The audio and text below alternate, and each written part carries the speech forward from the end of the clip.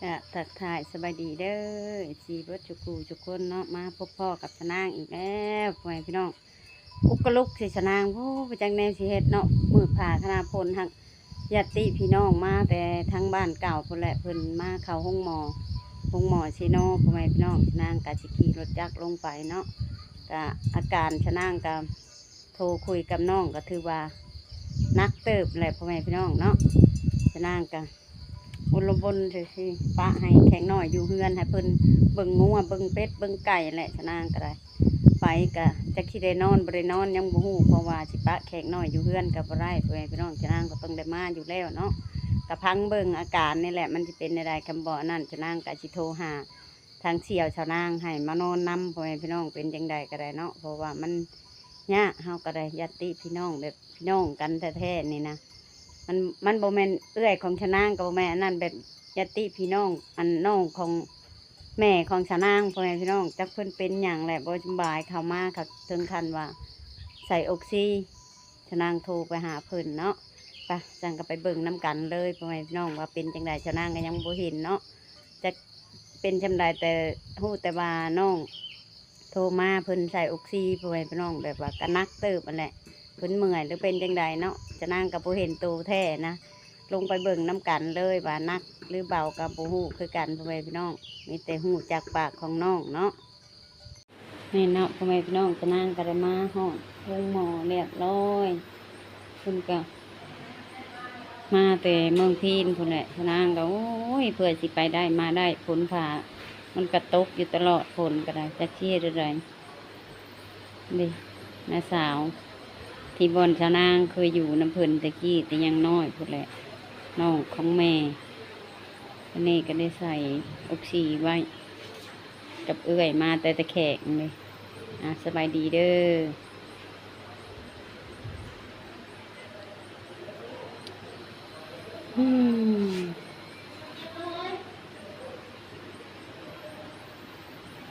มีข่าวไล่มาให้FCได้เห็นอีกโอ้ยชาวนางกันเลยเนาะ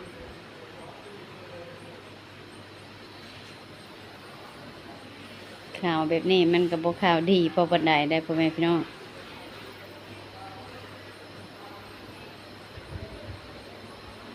ความเจ็บความเป็นนี่ชะนางยังโมโหถ้าเบิ่งอีกเพิ่นกวดอีกแล้วนี่ชะนางเพราะว่าชะนางบริอยู่น้ำชุมน้องเพิ่นว่ากวดมาคือว่าบ่มีอย่างจะเป็นอย่างหลายอันหลายแนวถ้าเบิ่งมานี่แหละเพราะว่าชะนางก็สิอยู่เบิ่งอาการของเพิ่นมานี่อยู่น้ำเพิ่นที่เต้นแลนเรื่องการนี่แหละชะนางก็มาที่ลงมาแต่คืนนี่พ่อแม่พี่น้องเพราะว่าขี่รถจักรมันเสี่ยงเป็นผู้ย่าผู้หญิงเข้ามากลางค่ำกลางคืนมันก็มาบ่ได้ชะนางก็ขึ้นย่านน้ำถมน้ำทาง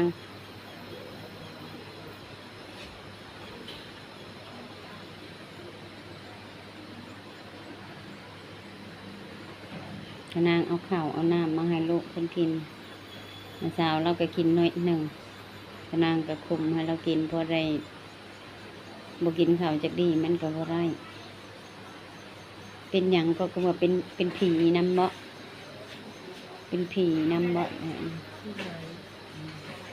เป็นผีน้ำเต้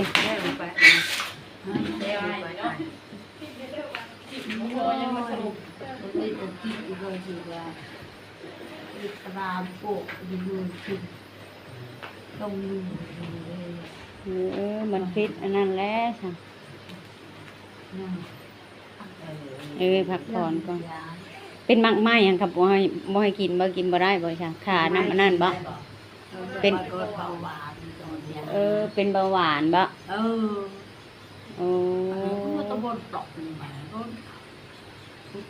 เป็นเบาหวานและพิษเนาะฉันฮักกับไปแลนไปชื่อเอาก็ได้อยู่บ่แบบว่ากินแบบว่าทำมันส้มน้อยนึงนะโบกินโปรเภทของหวานอากาศยาหมอเพิ่นบ่เผาให้กินแต่บ่เผากิน หมากแบบหมากเกี้ยงหมากเกี้ยงสีชมสม มัก นี่ เป นะ รี้ยงมักอะปอนเลยโจ หมากองุ่น ไม่เปิ้นละบ่ได้มันหวาน มันหวานหมากองุ่นแบบชมสมมันหวานๆ เอ หั่นนะ อละได้จะเป็นเบาหวานนะเจ้ากินหวานบ่ได้ ฮักกับมะฮู้อยู่นี่บ่ว่าเป็นบ่ มือไปแช่รุ่นหัน140 Ừ. ที่เปาะบางคนพี่หาย200ชาวหาน โอ้ มันขึ้นแดงแล้วแต่ยังเราบ่ชอบ เบาหวานนี่ขึ้น เบาหวานนี่ขึ้นจะเมื่อย แล้วบาดนี้ละเพื่อมันสิลงนี่เป็นปกตินี่จะเมื่อยพอแห้งแล้ว เบาหวานขึ้น เอาบัวไปหงมอหนูพี่ในกลัวนี่ เบาหวานมันขึ้นหลายกับไรมันลดกับไร แปลว่ามัน เอา เค หวาน ยอยู่ผู้ที่เสมอมันนอนนี่คือเบาหวาน อืม น้อยปวดเป็นเบาหวานมันเป็นตะกี้พุ่นแต่ว่าจะบุงปวดสมองมันหาย ปวดบ่เห็น ปวดบัดมันบ่เห็นมันบ่ขึ้นมันก็บ่เห็น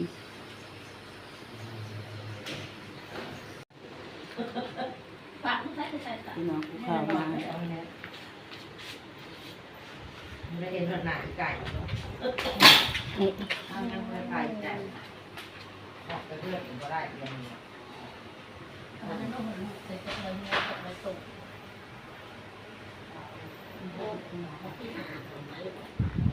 อยากเอาเนี่ยแทนมือนะ ไปจะไปหาตัวหนุ่มตัวหนุ่มเพิ่มกระเต่าหัน มึงคำโชว์ว่าเนี่ยยังที่น่าจะเป็นเพียงละอย่างอยู่โตมึงไปเจริญไปไหน เป็นหยังแล้วก็เป็นเมื่อยใช่ปะเออ เป็นที่ว่าย่างก็ได้เอาเราอยู่ชิโนผู้ฉันบอกว่า ไข่ ไข่เออ ไข่แค่มือมือมือ อืคนเฒ่าเนาะ จะเขาเอายังไม่ให้กินหรอก โตจะก็เอาหยังให้กิน ยาสลาช่องเม็ด เออ เช่นโบกกันได้มา อืม ยึดในท้องในหน้าอกนี่ เออ นี่ท้องบี้เลย นิ้วทงบี เมื่อนี่ขันบ่เจ้าก็ถึงสวรรค์เลย เออ ชวนมาขอชวน นี่ ใช่ก็ไปเลย ไปกูเดียวกูบอกซื้อไปละลายเงิน คือไปเบิ้ลหันเงิน บ่อยเห็นเงินบาท ไปผู้เดียว คือโทรมาเด็กสาวเป็นอะไรอยู่เนี่ย อ่า ตายว่าจะซื้อหรือจะออกเงินจักกี่ว่ามัน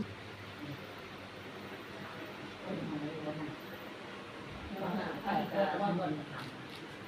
เงินหาพันเดือน ความหวาน ฉัน เล ก็ ย ซื้อชิ้นแค่ถึงมาเจ้าเงินแต่กูเนี่ยชัก ตานั่นแหละอะไรนี่เป็นได้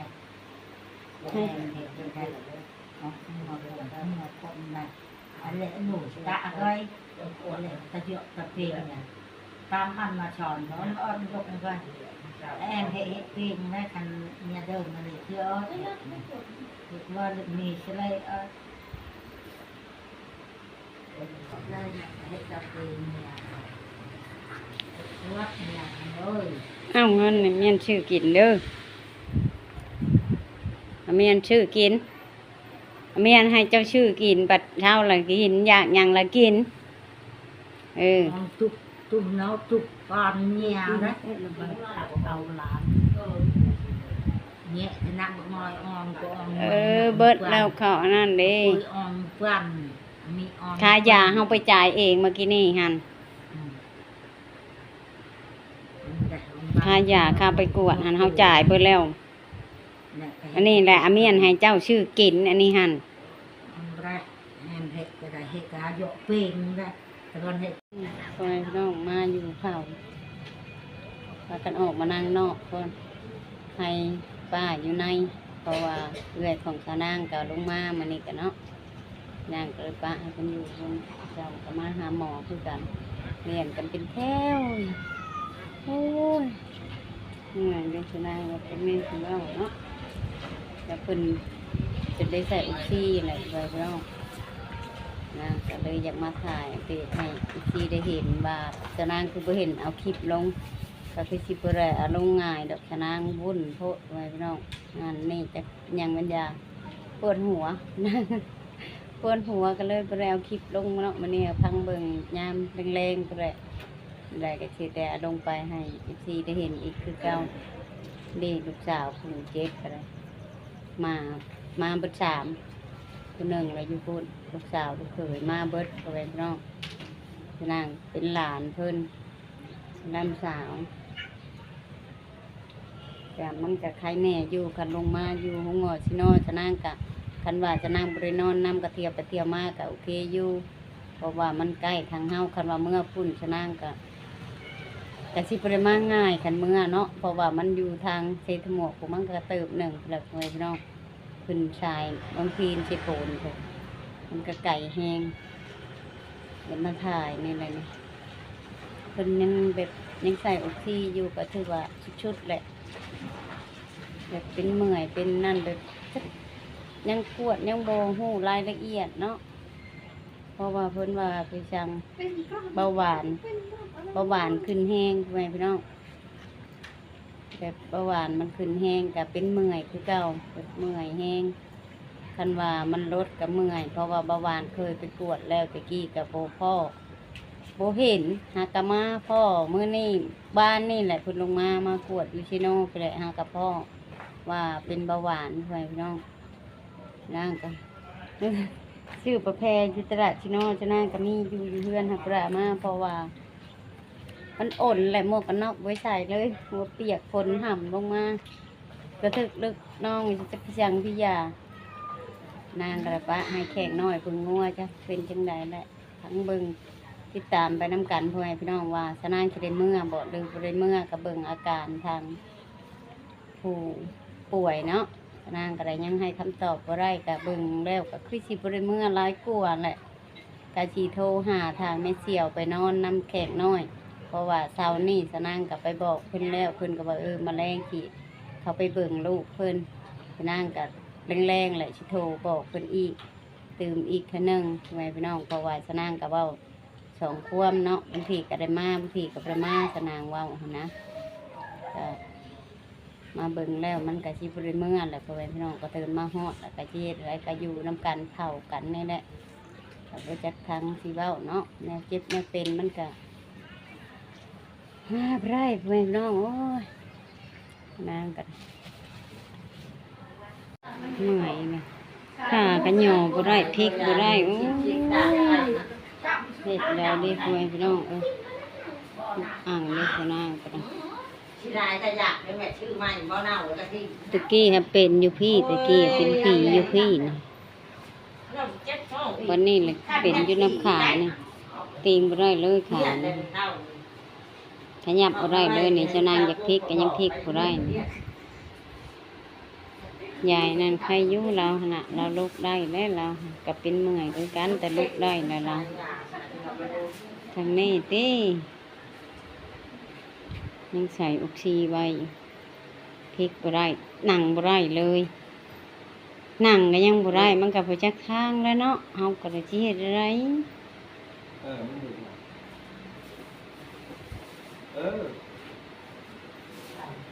เอาหมอนมูลไว้ปุ๊บ โยมบอก เอาหมอนมูลนั่งบ่ได้เอาหมอนเอาอันนั้นขาเบิ่งนั่นก็เจ็บอีกเหยียดบ่ได้อีกเบิ่งห่างกันอ้าวเบิ่งนี่ก็เจ็บเบิ่งห่างก็เจ็บเบิดสองอืมเบิ่งนี่มันแบบขาบวมอันนี้หั่นปดเราหัดเหยียดได้ทางนั้นปดเหยียบบ่ได้เลย อันนี้เรามันเก็บอยู่นี่ เออ เก็บไร มีแต่ป้าเขาม้วนอยู่แล้วมันเปรย์ ยังบ่ฮู้ว่าการอันผลกวดเลือดยังบ่ฮู้ว่าเป็นหยังเนาะ แม่ เพิ่นยังบ่ได้บอก คนข้างไปหัว ผลกวดเลือดยังบ่ได้บอก ลูกอยู่ที่ไรกินที่ไรวะ โอ้ยสนางก็ได้เนาะ ลูกก็ไป สิเฮ็ดจั่งใดเราใครอยู่เราหันน้ำตาลลดกินมากไม้มากตอกแล้วก็ไข่ทางนี้ติ แต่บุญมีท่านโอ้ยคนใหญ่ไปส่งบ่มีหรอกท่านคนยังฆ่าประแดด แขนขาคนลุกนั่งบ่ได้เลยคือว่าเป็นบ่ได้เหิงค่ะลุกนั่งบ่ได้เนาะ เป็นยาเป็นในซี่มือนี้ นักเป็นฉีดมือเป็นแล้วนั่งบ่ได้เลย บ่ อืม นี่เธอยังมีควงอยู่เล็กน้อยนี่ไปเมืองพี่สิโกละมือควงเลย อืม สลบเข้าไปครึ่งทางนั่นแหละกับกาว่ามันบ่อยากรอดเราบ่อยากรอดแล้วเขาเราปีนขึ้นมา อืมอืมอืม มานอนอยู่เมืองตื่นเช้ามาแล้วอาจารย์ไปไปหมอมือพี่นี่ อื ไป ม หมอมือพี่แล้วก็ว่าน้ำตาลเราขึ้น200เช้า อืม นอนอยู่หมอมือพี่ ขึ้นมาแม่บริษัทไหนได้บาโต้ฮะ ตื่นมาละมาบ้าน โอ้ง่ายชาบาดยังบ่ติ ไปมือถึงบิ๊ก แล้วคนบ่มีแดง คนที่ครึ่งทางเราสลบเรากลับมาอีกเป็นระยะกันนับแต่มือเป็นฮอดมือนี่เลยมี4 มือนี่แหละ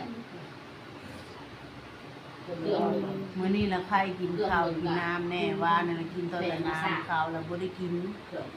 ยังบ่ มื้อ ฮู้ นี้เรา อัน ชื่อว่ายาก อาการกดเลือดพ่อแม่พี่น้องบ่ฮู้ว่าเป็นหยังเนาะหมอเพิ่นยังบ่ได้มาชี้แจงให้ฮู้อ่ะสั่งกันไหนสำหรับคลิปนี้กันเนาะจะนางก็จะพาไปใหญ่จะดีไม่ใหญ่จะดีทุกๆท่านบ่ว่าอยู่ในหรืออยู่ต่างประเทศที่เข้ารับชมและติดตามคลิปของชาวนางกระทากดไลค์กดแชร์ให้ชาวนางเนี่ยเด้อพ่อแม่พี่น้องกระทากดติดตามอีกต่อไปแม่ตู้นั้นเราลุกได้แล้วเนาะเราคลิปนี้ชาวนางก็สิจบแล้วกระทาไปพบพ่ออีกคลิปหน้าพ่อแม่พี่น้องสบายดีเด้อ